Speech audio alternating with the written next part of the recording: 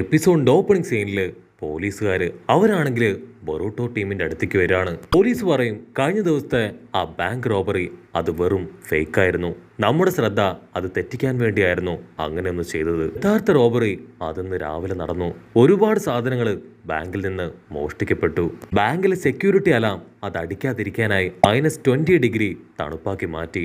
ഉടനെ ബൊറൂട്ടോ പറയും ഉറപ്പായിട്ടും ഞാൻ അവിടേക്ക് പോവാം, അവിടേക്ക് പോയി തെളിവുകൾ ഞാൻ ശേഖരിക്കാമെന്ന് പറഞ്ഞ് അവനിപ്പോൾ അവിടേക്ക് വരികയാണ്. ബൊറൂട്ടോയ്ക്കാണെങ്കിൽ തണുപ്പ് കാരണം അവിടെ പിടിച്ചു നിൽക്കാൻ കഴിയില്ല. പക്ഷെ എങ്കിലും അവൻ കഷ്ടപ്പെട്ട് ആ അലാമിന്റെ അടുത്തേക്ക് പോവും. അവിടുന്ന് അങ്ങനെ ബ്ലാക്ക് ഔട്ട് ചെയ്ത സാറുടെയും മീറ്റ്സയെയും അവർ രണ്ടുപേരും ബൊറൂട്ടോ എന്ത് ചെയ്യായിരിക്കും എന്നൊക്കെ ആലോചിച്ച് അങ്ങനെ ഇരിക്കുകയാണ്. മറ്റൊരു ഭാഗത്ത് ഇവാബെ ആൻഡ് ടീം അവരാണെങ്കിൽ അവരുടെ മിഷൻസ് ഒക്കെ കറക്റ്റായിട്ട് കംപ്ലീറ്റ് ചെയ്ത് റെസ്റ്റോറൻറ്റിലേക്ക് വന്നിരിക്കുകയാണ്. അങ്ങനെ അവർ കാര്യമായിട്ട് ഡിസ്കസ് ചെയ്യുമ്പോഴായിരിക്കും ബൊറൂട്ടോയും മീറ്റ്സികയും അവർ രണ്ടുപേരും അവിടേക്ക് വരിക. മീറ്റ്സിക ബൊറൂട്ടോയോട് ചോദിക്കും ഈ ലോബൽ തീവ്സ് അങ്ങനെ പറഞ്ഞ ശരിക്കും എന്താ? അതിന് ഒബീട്ടോ പറയും ഉള്ളവരുടെ കയ്യിൽ നിന്ന് മോഷ്ടിച്ച് ഇല്ലാത്തവർക്ക് കൊടുക്കും, അതിനെയാണ് ലോബൽ തീവ്സ് എന്ന് പറയാ. അതിന് ബൊറൂട്ടോ മോഷണം എന്ന് വെച്ചാൽ അത് മോഷണം തന്നെയാണ്, പാവപ്പെട്ടവരുടെ സാധനം പണക്കാരുടെ സാധനം എന്നിങ്ങനെ ഒന്നുമില്ല. ഓക്കെ മതി, നമുക്കിപ്പോ കൊനാമാരുവിന്റെ അടുത്തേക്ക് തിരികെ പോവാന്ന് പറഞ്ഞ് ബൊറൂട്ടോ സാറടെ വിളിക്കും. അതിന് അവള് പറയും ഞാനില്ല, എനിക്ക് അത്യാവശ്യമായിട്ട് ഈ ബുക്ക് അത് മുഴുവനായിട്ടും വായിച്ചു തീർക്കാനുണ്ട്. അവളുടെ തൊട്ടടുത്തായി ഷിക്കടയും ഇപ്പൊ എന്തോ ഒരു ബുക്ക് കാര്യമായിട്ട് വായിച്ചുകൊണ്ടിരിക്കുകയാണ്. ബൊറൂട്ടോ ആണെങ്കിൽ ഷിക്കട വായിക്കുന്ന ആ ബുക്കിലേക്ക് നോക്കും. നീ എന്താ ഇത്ര കാര്യമായിട്ട് വായിക്കണേ? അതിന് ഷിക്കട പറയും സോഹി ഗെയിം അതെങ്ങനെ അടിപൊളിയായിട്ട് കളിക്കാം, അതിൽ എന്തൊക്കെ മൂവ്മെന്റ്സ് ഉണ്ട് എന്നൊക്കെയാണ് ഈ ബുക്കിലുള്ളത്, ഞാനത് വായിച്ചു പഠിക്കുകയാണ്, എനിക്ക് എൻ്റെ അച്ഛൻ്റെ കൂടെ ആ ഗെയിം കളിക്കണം. ഷിക്കടയാണെങ്കിൽ ആ ഗെയിമിനെ കുറിച്ചുള്ള ഒരുപാട് കാര്യങ്ങൾ ബൊറൂട്ടോയ്ക്ക് പറഞ്ഞു കൊടുക്കും. ഞാനിങ്ങനെ ബോറിംഗ് ആയിട്ടുള്ള ഗെയിമൊന്നും കളിക്കാറില്ല, എനിക്കിത് ഒട്ടും ഇഷ്ടമായിട്ടില്ല എന്ന് പറയുമ്പോഴായിരിക്കും സാറടാ അവൾ എന്തോ കണ്ടുപിടിച്ചു എന്ന് പറഞ്ഞ് പുറത്തേക്ക് പോവാ. ഉടനെ നമ്മുടെ ആൾക്കാരും അവളുടെ പിന്നാലെ തന്നെ പോവും. അതിനുശേഷം ഷിക്കട അവനാണെങ്കിൽ ആകെ അപ്സെറ്റ് ആയിട്ട് ഇവാബയോട് പറയും ഞാൻ വീട്ടിലേക്ക് പോവാണ്, എന്റെ മൂഡ് ഒട്ടും ശരിയല്ല എന്ന് പറഞ്ഞ് അവിടുന്ന് കടന്നു പോവും. കട്ട് ചെയ്താ ഇവിടെ ലൈബ്രറിയില് സാറട അവളാണെങ്കിൽ ഒരു പൂവെടുത്ത് നമ്മുടെ ആൾക്കാർ കാണിച്ചു കൊടുക്കും. ബൊറൂട്ടോ ചോദിക്കും ഇതൊരു ചെടിയല്ലേ? പിന്നെ അവള് പറയും ഇത് വെറും ഒരു ചെടിയല്ല, കരിഞ്ഞുപോയ വാടിപ്പോയ ഒരു ചെടിയാണ്, നിങ്ങൾ ഈ ചെടിയിലെ പൂ ശ്രദ്ധിച്ചോന്ന് പറഞ്ഞ് അത് അവള് അവർക്ക് കാണിച്ചു കൊടുക്കും. അതിനുശേഷം ഒരു ബുക്ക് തുറന്ന് 5 ചിപ്സിനെ കുറിച്ച് അവള് പറയാനായിട്ട് ആരംഭിക്കും. Fire, wind, lightning, earth, water എന്നിങ്ങനെ 5 തരത്തിലാണ് അതുള്ളത്. ഇതിൽ 2 പവർ ഉള്ളവർക്ക് ആ ഗക്കൈ പവർ അതുണ്ടാവും. അതിന് ബൊറൂട്ടോ ആണെങ്കിൽ ക്യാഷ്വലായിട്ട് പറയും ഇത് ഓൾറെഡി നമ്മൾ അക്കാദമിയിൽ പഠിച്ചതല്ലേ. പക്ഷെ മീറ്റ്സികയ്ക്കാണെങ്കിൽ അത് കേട്ട് ഭയങ്കര ഇൻട്രസ്റ്റ് ആവും. അവൾ മീറ്റ്സിക പറയും സാറടാ നീ ഉച്ചിയ ക്ലാനിലെ ഒരു ഷിനോബി അല്ലേ, നിനക്കും ഗക്കൈ പവറില്ലേ? അതിന് സാറടാ അതേന്ന് പറഞ്ഞ് ഇപ്പൊ തല കുലുക്കും. അവള് പറയും ഈ ഒരു ചെടി എനിക്ക് ആ റോബറി ചെയ്ത സ്ഥലത്ത് നിന്ന് കിട്ടിയതാണ്, സോ ഈ ഒരു സ്പെഷ്യൽ ജിപ്സു അതുപയോഗിച്ചാണ് അവിടെ മുഴുവൻ അവർ ഫ്രീസ് ആക്കിയത്. സേഫ് ഓപ്പൺ ചെയ്യുന്നതിന് മുൻപ് തന്നെ അവർ ആ ജിപ്സ് ഉപയോഗിച്ചു. ഇതിലൂടെ അവർക്ക് ആ അലാം അത് ഫ്രീസ് ചെയ്യാൻ കഴിഞ്ഞു. പിന്നീടാണ് അവർ ആ സേഫ് ഓപ്പൺ ചെയ്തതും അതിലേക്ക് കയറിയതും. സാറട പറയും എത്രയും പെട്ടെന്ന് ഈ കാര്യം കൊനഹമാരു മാസ്റ്ററിനെ അറിയിക്കണം. അതിന് ബൊറൂട്ടോ അയ്യോ വേണ്ട മാസ്റ്ററിനെ അറിയിക്കേണ്ട, നീ പറയുന്നതെല്ലാം വെച്ച് നോക്കുമ്പോ ഇതൊരു സി റാങ്കോ ഡി റാങ്കോ മിഷൻ അല്ല, ഇതൊരു ബി റാങ്ക് മിഷനാണ്. സോ ഇപ്പൊ ഇത് നീ പറയുകയാണെങ്കിൽ ഉറപ്പായിട്ടും നമ്മളെ ഈ മിഷനിൽ അവരേർപ്പെടുത്തില്ല, നമ്മളെ പുറത്താക്കി മറ്റുള്ളവർ ഉപയോഗിച്ച് ഈ മിഷൻ കംപ്ലീറ്റ് ചെയ്യും. കുഴപ്പമില്ല, എങ്ങനെയെങ്കിലും ഇതിന്റെ ഇന്റൽസ് കണ്ടുപിടിച്ച് നമ്മൾ തന്നെ ഈ ഒരു മിഷൻ അത് കംപ്ലീറ്റ് ചെയ്യും. അതിന് സാറട പറയും അങ്ങനെയാണെങ്കിൽ ഈ ഐസ് ചിപ്സു ഇതിനെക്കുറിച്ചുള്ള കൂടുതൽ ഡീറ്റെയിൽസ് നമുക്ക് ഷിനോ മാസ്റ്ററിനോട് ചോദിച്ച് മനസ്സിലാക്കാം. അതിന് ബൊറൂട്ടോ ടെൻഷനാവും. മണ്ടത്തരം പറയല്ലേ, മാസ്റ്റർ അറിഞ്ഞ ഉറപ്പായിട്ടും നമ്മുടെ കള്ളത്തരം മാസ്റ്റർ കണ്ടുപിടിക്കും. സോ ഒരു കാരണവശാലും അവരാരും ഇതറിയാൻ പാടില്ല. ഇത് ചോദിക്കാൻ എനിക്കറിയാവുന്ന മറ്റൊരാളുണ്ട്, നമുക്ക് അവിടേക്ക് പോവാന്ന് പറഞ്ഞ് ബൊറൂട്ടോ നേരെ നിൻജിപ്സു റിസർച്ച് ലാബിലേക്ക് വരും.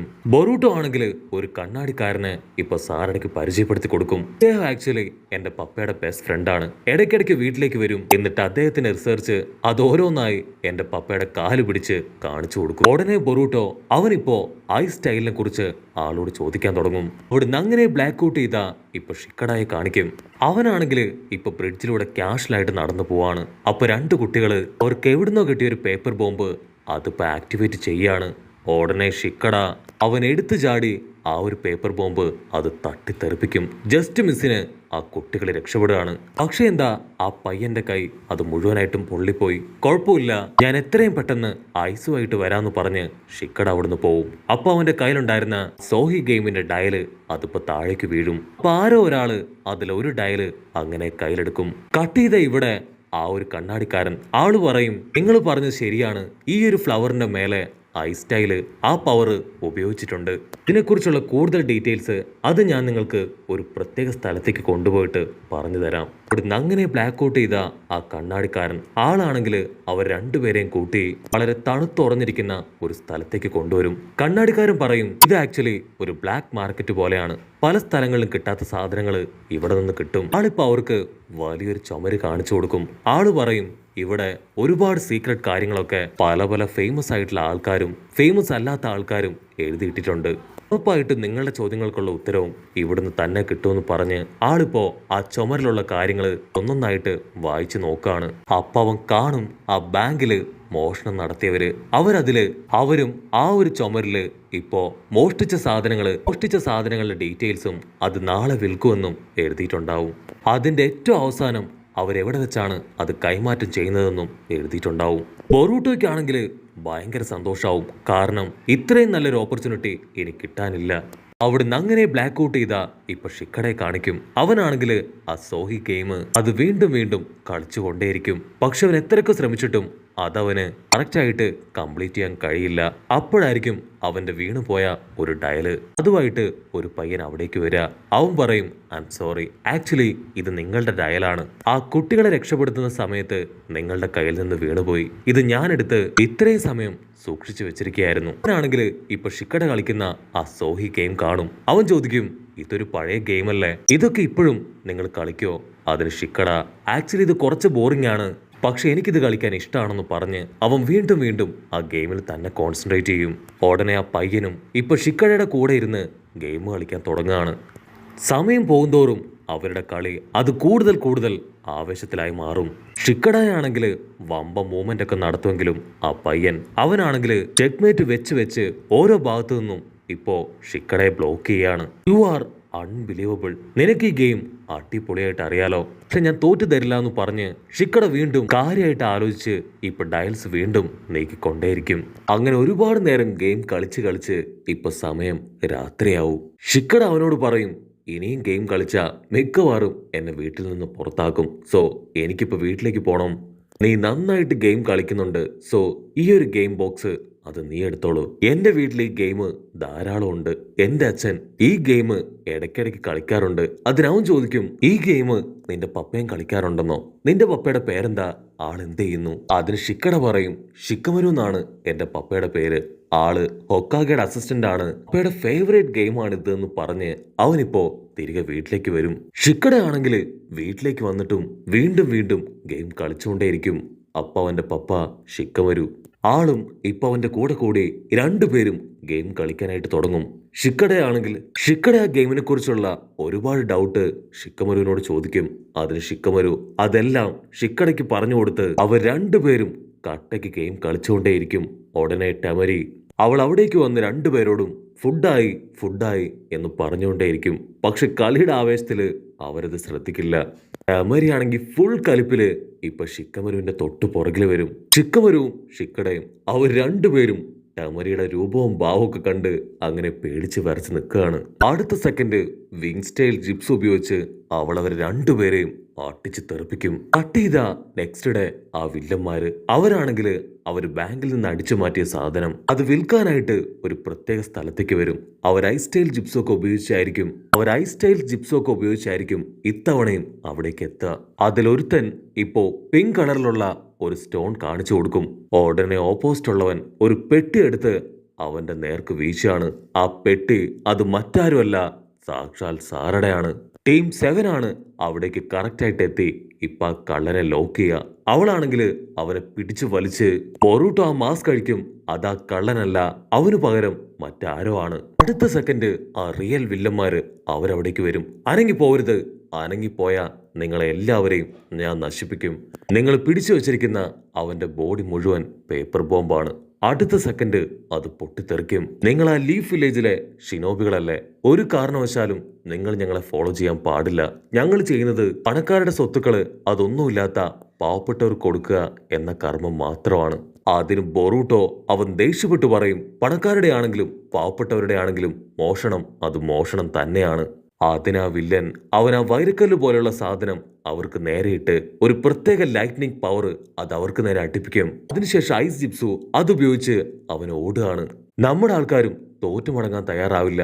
അവൻ പോയ ഭാഗത്തെ ഐസ് അത് വെച്ച് അവരിപ്പോ ഒരു പ്രത്യേക സ്ഥലത്തേക്ക് വരും.